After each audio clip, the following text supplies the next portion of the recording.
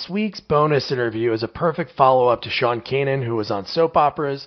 And a few months ago, I was lucky enough to interview Robert Parks-Valleta, who was on Days of Our Lives and The Young and the Restless. Growing up, he had a sister in Hollywood, and he was able to pursue that dream too. What I love most about him is he is a creator. He has multiple travel shows he created along the way, and an awesome show that he talks about in the interview called The Recruit. He was also on Vanderpump Rules for a year. We talk about all of it, so enjoy the interview. Hey, how you doing, man? I'm doing well. Hey. How you doing over there? I'm doing pretty good. I'm in Jersey. Not doing too bad. Nice. Good old Jersey. I love me some Jersey. Yeah, I grew up here. Nice. You been out here before? Been out there before. Have very fond memories of just going out, hanging out in Jersey, and I have a couple of friends from Jersey and a couple of friends from New York, and so always just bouncing around and, kind of just picking your poison, what you're going to do for the weekend. Yeah, that's awesome, man. What, like Atlantic City or down the Jersey Shore? Atlantic City. Oh, cool. Awesome, man. Well, thanks so much for taking the time. Definitely. Yeah. So where did you grow up? Yeah. Because I know you're in California now. Yeah. So I grew up in San Diego, born and raised. Okay. I was basically it was me and a bunch of girls. I have 4 sisters, so kind of grew up in a very womanly household, to say the least. Yeah. And it was great. It was a fun little time to kind of like grow, and then from there went to Long Beach State, did theater, played some sports, and then just kind of continued my journey up to LA. Awesome. And when did you have like an inclination that you wanted to do acting? Well, it was interesting because I did theater in high school, and then I did theater and poli-sci major in college, so I was either going to be a lawyer or an actor. And I come from a family of all attorneys, and then my sister is actually an actress. Oh, really? And yeah, she started modeling. She's like a supermodel, and then was an actress, and still is acting. She was in the movie Hitch. I don't know if you've seen the movie Hitch. She was Yeah. Kevin Smith, the girl that Kevin Smith went after in Hitch. I see her. Yeah, she was in Transporter too. She was in a lot of stuff. Yeah, so that was kind of my engagement into the city of LA and acting. I'm sure. Kind of watching her do the modeling, and then I was like, all right, well, you're gonna model, and you'll be the good-looking one, and then I'll be the actor, and I'll have the talent. And then she started acting, and I said, damn it, now what do I have?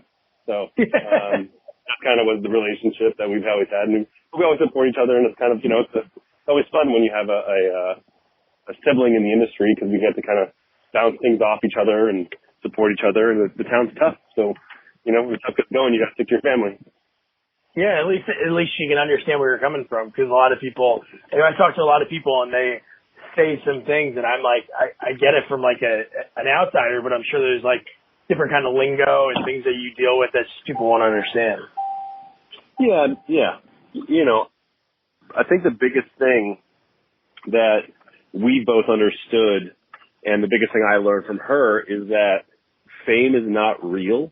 Like, the idea of popularity and the idea of all this thing, it's not a real thing. And the moment you buy into any sort of success, that is sort of the beginning and the end of your sort of world. And so she's always just said, the only thing that is real is the art that you create and the thing that you can create in the people's lives you change around it.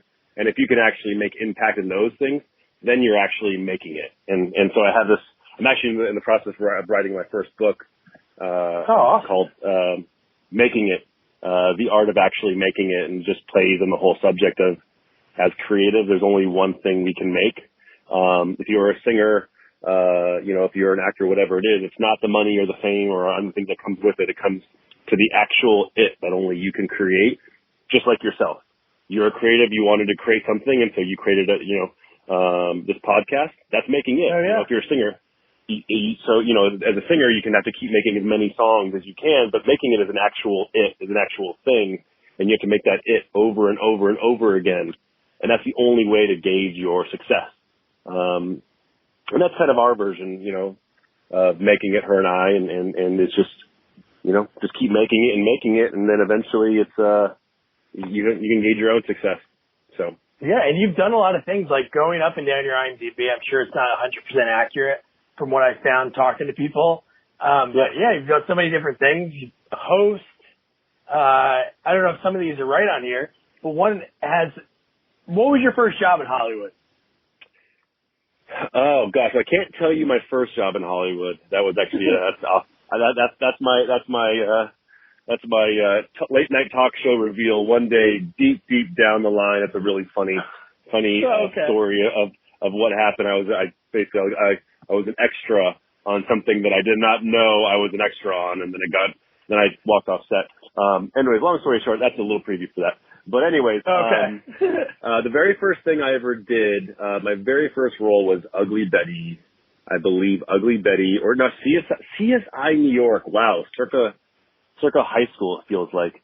Yeah, I did CSI New York a very long time ago. That was my very first. Yeah, they're both the same year, so I'm sure they're right around the same time, 2006.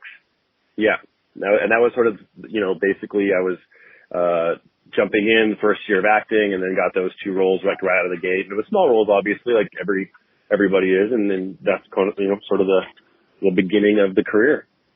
Yeah, and then from there you're on 2 soaps in the same year.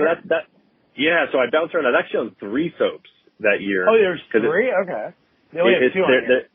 Yeah, so basically what happened was there was a soap that was actually airing where it was characters from Young and the Restless and characters from All My Children, and they actually came together and created this 7-episode series, and that was my very first soap.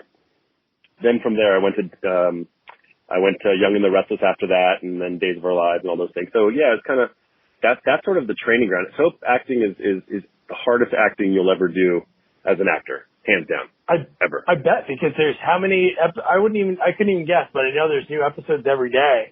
I don't know, I'm sure they have weeks that they're off, but it seems like they have to churn out, I don't know how many episodes a year. You're shooting 60 pages a day for a 1-hour show. And so, the amount of memorization that you have to do per night is to the point where you're just like, I don't got any more. I can't, and it's a testament to how good of a memory these soap actors are. These guys can go in, and these women can go in and do 20, 30 pages a day, and they knock it out of the park. And I still have a lot of friends that are still doing it, and I'm just like, man, you guys are more power to you. More power to you. And how was that after that? Because soaps are super popular. I'm sure you got recognized from those. Yeah, I mean, it definitely has its genre, sort of its demographic of people who watch soaps, and it was fun. I mean, that was sort of like my first public, sort of role that people actually recognize me a little bit from. But it all, everything kind of shifts. The more you are in this town, the more you realize that different shows have different, fans, and different fans are very different. And really, I just look at, when I say fans in a very loose term. I don't know if I necessarily have fans. I have people that recognize me from something.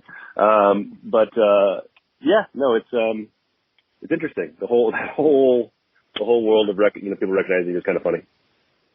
No, I bet. I interviewed a guy that had a very small role in Ace Ventura: When Nature Calls, and he was so floored. You remember that movie? He was like the chief of the tribe. Yeah, so I talked to him yesterday, and he was so floored. Like, after the movie came out, somebody came up to him on the street and asked for his autograph, and he was like, "Why?" And they're like, "Oh, you're so funny in that scene." And he could not process that. Hey, why does this person want me to sign my name? But no, it's great. People love different. People are fans of anything, and they're really fans. So I know you say that sometimes they might just recognize you. I'm sure those people really enjoyed the character that you portrayed. Yeah, I mean, it's interesting because I actually did a reality show, dating a girl. I saw that. I was going to ask you about that. I saw that on that. Yeah, so I did that, and that actually, was probably the most interesting fan base out of all of them, honestly.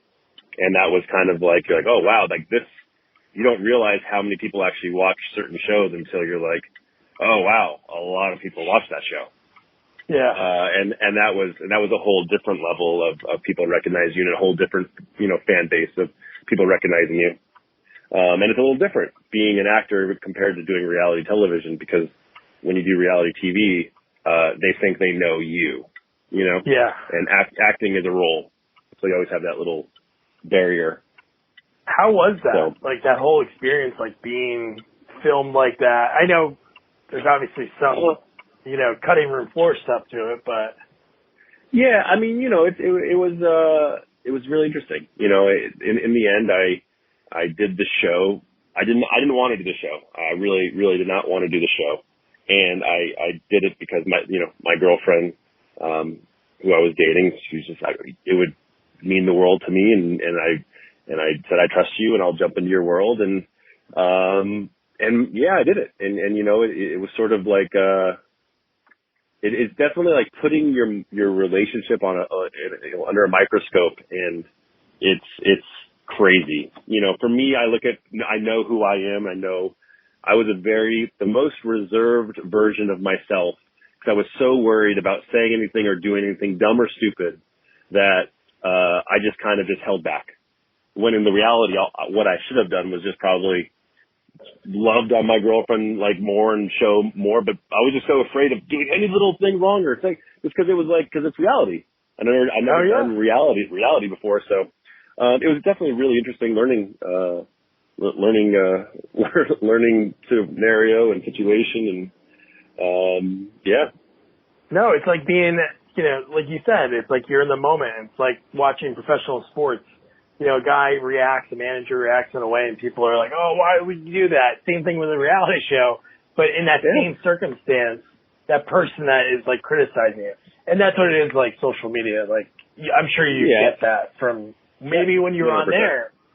Yeah, I'm sure when you were on that show, I'm sure you got some wackos that reached out to you for some reason. More from that than anything else I've ever done. Yeah. Which is interesting. And you get much more of a very sided opinion based on how they edit it, which is interesting to me. I'm like, you do know this is a TV show and we shot this in a matter of 6 months, and you get to see 6 nights worth, it's like a couple of nights worth of what our stuff was. So it's just interesting. Yeah. But it's like it is a TV show at the end, and everybody, I just say, they edit things, so you enjoy the edit, because I'll say this: they have some amazing editors, and they do a really good job producing that TV show, and it is very entertaining. Yeah. So no, that's great. Want to shop Walmart Black Friday deals first? Walmart Plus members get early access to our hottest deals. Join now and get 50% off a 1-year annual membership. Shop Black Friday deals first with Walmart Plus. See terms at walmartplus.com. And then I'll go back into like some of the TV and movie roles that you had. But then you hosted shows. This is San Francisco. This is Dallas. This is LA. So those like travel shows, you travel the city and check things out? Yeah, so what I did is I actually got to the place where I didn't want to wait for jobs anymore. I didn't want to be the one pitching projects anymore, so I created a production company, and I just had an idea, and that idea was that I could change the way people watch television in a local market, and I took it as simple as I love diners, drive-ins, and dives. Love the show. But the thing for me that was missing was that how often am I going to go to Montana to go see this one restaurant in the middle of nowhere and actually get to enjoy that food? Maybe once in your life. So I took that same model and I created what is called This is LA. In my house, I had 3 employees, and I started the show, and it was just a group of friends who all, from the camera guys, everybody, and we created the first season of the show. And by the end of the first season, we were one of the highest rated local shows in LA, and it airs on CBS. And so then they're like, okay, well, let's try some other cities. Then we went to San Francisco, San Diego, Dallas, Denver, Chicago. Now we're on season 3 of LA, and we've done over 200 episodes of the This Is series nationwide. We have 65 employees, and it's just kind of crazy what the company's grown into, but it's grown into, where you now can watch a local show and see where you want to go eat and go do or go hang out or go work, based on your area. And so, it's a collaboration of a bunch of small businesses coming together and working together to market and advertise themselves. And it's a sort of community of, just amazing community of just where to go, what to do, and let's get some advertising for these people in your area. Yeah. No, it's really awesome. What time is it usually on? Like what time slot? We are usually on every Saturday or Sunday directly after a sporting event. So it's usually after golf or college football in San Diego. And that's very strategic. And we have the ratings that sort of back why we were able to get that time slot. But my whole theory was that the only thing people are watching on TV, network TV right now is sports. Even myself personally, I can't remember the last time I actually watched CBS for like an actual show. But I watch Netflix. I stream everything. But I do watch sports. So it's basically taking that live viewership from sports and going right into our show, which, led it to where it's at now. No, that's awesome. Is there any expansion, like to do like a New York or any other city? We're going into, we're shooting Miami right now. Oh, that should be fun. And then, it's going to be really horrible. It's going to be, darn, have to go to Miami. TBU. Although my girlfriend's like, you're not going to Miami without me. And I'm like, that's fine. Come on out. Yeah. But then we're starting Chicago, coming up probably, early next year. Hopefully don't go in the winter. No, we're definitely not going in the winter. I love the idea of doing New York, but the problem about New York is it's so hard to get a small camera crew around, New York. It's just, there's no parking. It's tough. I love New York. It's just, that's one of the biggest, struggles when you have a small crew of just like 3-4 people running around the city.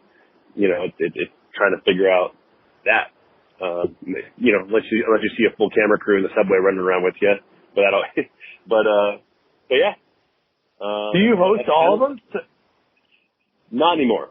So I'm now, backing off hosting the This Is series. And then we're hosting a new show called The Recruit, which is basically, Fortune 500 companies, what's it like to work there in one day? So I basically go work for like Southwest and do every single job Southwest has in one day. So that's our newest show that's coming out. We're about to air in Boston in a couple weeks, and got to go work at like Hasbro, Legal Seafood, TripAdvisor, and you basically just work at these companies for one day and you try to do all the jobs and see what makes these companies tick and to see the company culture. So it's like a comedy version of Undercover Boss. Yeah, no, that's awesome. What is that going to air on? CBS. That's going to be on CBS. That's so awesome. So yeah, that's kind of where the world has gone, and from there it's who knows. We're the ones that have to make it, So yeah, well, that's a great idea. That's really cool. Like whenever you think of a company, you think of all the jobs that go into it. Me and my wife, we lived in Portland, Oregon for a few years, and we moved back to Jersey. That's where we grew up, and we started a family. So when we were driving out, I was like, and it's like so ambitious because it's not like we have the time. But I'm like, man, it was so cool just to stop at random places and do these random jobs in these random cities because we grew up to the South, and there's some parts of the South that are really just. It's what dirty jobs did. You just realize that there's some jobs that you're just like, oh, geez, and then I call this like clean jobs. So this is sort of like the corporate friendly version of dirty jobs. But, I have so much more respect for certain jobs and certain things that I just didn't know, what really went into it, and there's even at the airports now, like I worked at Southwest for one day, and the one person who I have more respect for than any other person, and I didn't know this, was the person that scans your ticket right before you go onto a plane? Yeah. That person is basically the entire quarterback of the whole thing. What they're doing is they're doing fuel calculations, weight calculations. They're loading the ramp onto the plane. They're getting all the handicap. They're figuring out all the numbers. They're figuring out what the load capacity, like the amount of things they do, and they have to do it in basically under 30 minutes. I was like, holy crap. I wouldn't even guess that from just seeing what they do. No, and I had to do it, and I was basically failing, and I got yelled at. The best part of the whole day of filming, I was doing it, and some customer by, and some customer walked, and he recognized me from Vanderpump, and he walks by, goes, "Thank you for making my horrible flight on Southwest even more horrible with your face." And I said, "Wow, that's awesome." I said, "Have a good day." And I was like, "What do you say to that?" And I'm like, "What do you say to that?" I hope is that going to make it into the episode? I hope so. I mean, you never know what the other ones do to it. But I'm like, it was just basically I looked at the camera and I just go, "What a dick." but they like only my microphone picked it up, so they probably can't. But in the end, you know, whatever. It is what it is. But it's pretty, that's such a cool idea. Yeah. So that's kind of where we're starting at now, and then we have a couple shows in pre-production, and so right now I'm much more into the producing and hosting stuff than I am the acting, and but that's that's where the world's thrown me right now. Yeah, like you said, like you're able to create rather than go to somebody else's creation. So created some really cool things, especially at more and more cities. And so with that recruit show, it's gonna like start in Boston, and then if it does well, then it'll bounce to other cities. Because I would like to check it out. Yeah, it's that's awesome. What I could always do is I could always send you a sneak peek too. So I'll send you a little sneak peek of what's going on and show you what we're doing. No, that's a really cool idea. But now acting wise, is there a particular role that you had over the years that you really enjoyed? You're in a bunch of shows that like guest starring, and then some movies that I haven't heard of. But from talking to a lot of actors, there's some movies I never heard of that they recommend, and they end up being really good. I one of my favorite roles of all time was a movie that we started filming and then we lost funding halfway through. And it was a movie called Dutch Hollow. And your name's Doug, so I saw that. I wrote that down. Like, oh man, he's Doug in the movie. And I basically paid this cop who was chasing a guy who was killing and kidnapping kids. And it was this whole psychological thriller, and it was just super intense, deep, dark, crazy, very, it was very intense, but I got so into it, and then it was just, we were killing it, and then all of a sudden the funding got done. I was like, man, I just would have loved to see where that would have gone. And in the end, it's like, we all have our dream roles. We all know, who we would love to, emulate, what roles we would love. And I just thought that could have been a really fun thing. But, I think every role you just sort of have to take it as, my favorite, I think every one is my favorite in its own way. So, it's like, cause that's the only way you win in this town is enjoying the little victories. And every time you get to be on set and work, that's a little victory. Oh, definitely. So that movie got released, right? Dutch Hollow? Never got released. Oh, man. Never got released. It has like everything on the IMDb to make it look like it's out there. And oh, it's out there somewhere, but it didn't get released. It didn't get released. And so that's sort of the funny thing about IMDb. IMDb is like, it's sort of like picked up by the producers and the production people put it together, but doesn't really say when and how it got released and all that jazz. Yeah. That's awesome, man. So I think you answered the question. I was going to ask you, like, when it comes to, like, your perfect role, and it sounds like that would have been such an awesome role. And now on that, they have you listed as a co-producer, I think, for that, too. Yeah, so that was one of those things where I lowered my rate. Okay. I lowered so they gave me a producer, and I just say, if I lower my rate, that's kind of just like an industry thing. If you lower your rate, then they'll give you like back-end points if the movie or other thing. Oh, okay. And then when you're doing like the This Is series and like the Recruit, when you're a producer, are you like hands-on? I know you started it, But are you still as hands-on? Do you like help choose like what places to go to and stuff like that? Every day. I am all hands on deck in the office every day. Building this company and building the infrastructure, and I take it. I have over 60 employees, and I take that really seriously, and I know that I'm personally responsible for not only the businesses that are on our show and the responsibility I have to showcase them the right way, but also just that everybody that works for me. It's, you have to do them right, and you have to build a culture and try to build an infrastructure that actually does good. Because we can all do work, but if the work actually does good, then we're making an impact. Yeah, and you said it best. It's leading by example, because they see the boss, the person that's in charge, slacking, and then they think they can take it off, and it just goes on and on. What's the name of your production company? Three Corner Studios. All right. So is there anything behind that? No, I mean, the whole Three Corners is the Trinity. It's like the perfect blend of whether it's, the Father, Son, and the Holy Spirit, or whether it is, love, trust, integrity. It's the Three Corners is sort of, sort of the Celtic symbol that goes way back in the day. And that was just kind of just creating the groundwork and the foundation. But, where I'm actually taking everything is I'm starting to rebrand the whole entity and rebrand the whole company and rebrand everything I'm doing. And I'm actually going to start moving everything over into Making It Media. That's going to be the new name going into next year. And it all goes under exactly what I said in the beginning. It's making it, What is making it? And making it is the actual it. So we're going to now be known as MIM starting next year. Cool, man. No, honestly, like when I go and talk to people, obviously you're nice enough to say, hey, I'll chat with you. So everybody that I talk to has been great, but just not knowing like where the conversation has gone or is going to go, it's been so much fun. Like honestly, those shows sound awesome. So yeah, if you really could, whenever, I would love to check out the Recruiter. Yeah, I'd love to send you some stuff, kind of show you what we're doing, and kind of you can go and make fun of me because I'm an idiot.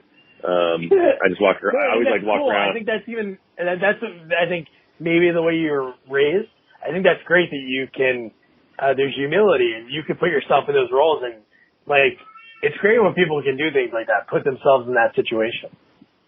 Well, I mean, it's if you ever do anything, you have to go all in. Oh, yeah. And that's what, and most of the time me going all in is having no idea what the hell that I'm doing, because in reality I have no idea what the hell I'm doing, and I don't have an ego to basically stop me from trying to I have to look cool right now, and I'm like, there is no cool. I'm way past not cool. Yeah, man, it's someone asked me today, I was actually getting a haircut, and someone asked me, they said, would you consider yourself famous? And I said, I would consider myself a C-list, and this is a joke I was talking about with my sister. I consider myself a C-list, not even a celebrity, a C-list popular. And they're like, why C? I'm like, well, I'm definitely not D, because if to be D, it would have mean I would have had to actually make it, and then got brought back down to earth. And so that's a D list.